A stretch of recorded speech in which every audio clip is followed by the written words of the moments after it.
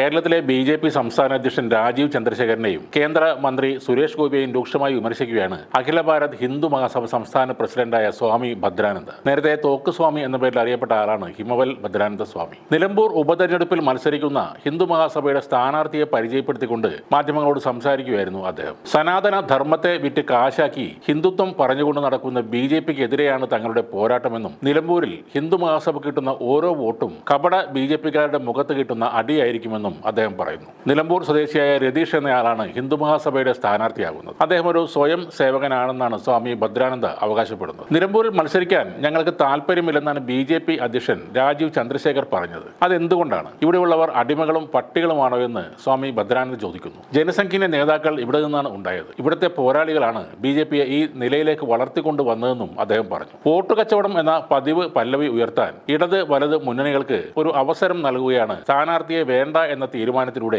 BJP ചെയ്യുന്നത്. എല്ലാ തെരഞ്ഞെടുപ്പിലും വിജയം നേടിയത് കൊണ്ടല്ല ഈ നാട്ടിൽ BJP ഇത്രയധികം ഇലക്ഷനുകളിൽ മത്സരിച്ചത്. പടിപടിയായി BJP എന്ന പാർട്ടി വളർന്നതിന് പിന്നിൽ ഹിന്ദുക്കളുടെ പങ്കും ചെറുതല്ല. ഹിന്ദുവിന്റെ വോട്ട് വെച്ച് കച്ചവടം ചെയ്യാൻ ഇനി ആരെയും യഥാർത്ഥ ഹിന്ദുക്കൾ അനുവദിക്കില്ലെന്നും സ്വാമി പറഞ്ഞു. ഹിന്ദു മഹാസഭയെ ഈർക്കിൽ പാർട്ടി എന്ന് വിളിച്ച സുരേഷ് ഗോപിയെയും കടുത്ത ഭാഷയിൽ തന്നെ സ്വാമി ഭദ്രാനന്ദ വിമർശിച്ചു.